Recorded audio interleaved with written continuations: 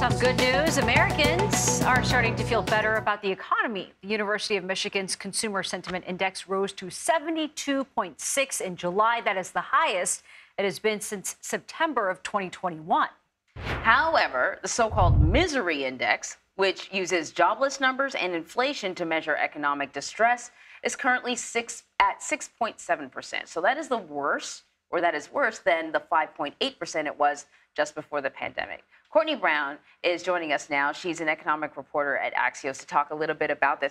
So when I hear misery, right, it's a feeling, but this is also actually based on numbers. Before we even get into it, can you kind of explain what the misery index is? And then we'll get into what these numbers mean.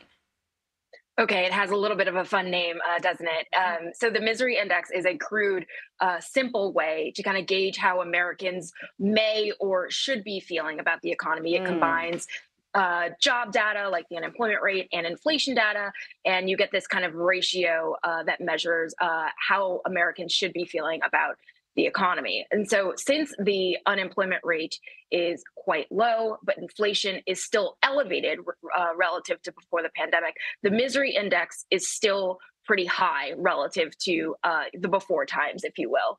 But if you compare it to other economic cycles, the misery index is looking pretty good, especially when you compare it to economic cycles where, economic conditions are considered to be favorable. So given all of that, do you expect consumer sentiment to keep improving? Where do we go from here? It really is interesting looking at how these two different indices kind of diverge a little bit here. Yeah. So over the past year or so, there's been this really interesting narrative that the economic data, at least when you look at the labor market, has been really strong. And so when you think about that, the past year has seen a lot of, conditions where, like, if a worker wants to get a job, they can get a job. Wages were growing really quickly. The problem is inflation was growing even quicker still.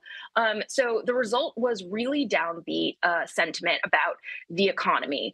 The past 2 months, that's really started to rebound in an aggressive way. And so I wonder if we're in this kind of shift where consumer sentiment is starting to be on the upswing. We've seen inflation come way down. This time last summer, it was 9% on a year-on-year basis. Now it's 3% with gas prices plummeting, food prices easing too, airfares coming way down. So is all of that adding up to a big change in a long-time narrative that we've seen? Whenever we do these things, I'm always so sort of confused because the data is indicating that we are healthy, right? The data is indicating that anyone who wants a job can get a job. In fact, we had this whole great resignation where everyone left the jobs that they hated and they got better jobs that pay them better. So everyone should be doing well now. Should be, right? There's a recent article in Axios that said, America's views on the economy, it's not just about the economy, it's about the vibe. The quote was, it's about the vibe. Can you describe what that means? Yes. So there is the vibe. There is this feeling out.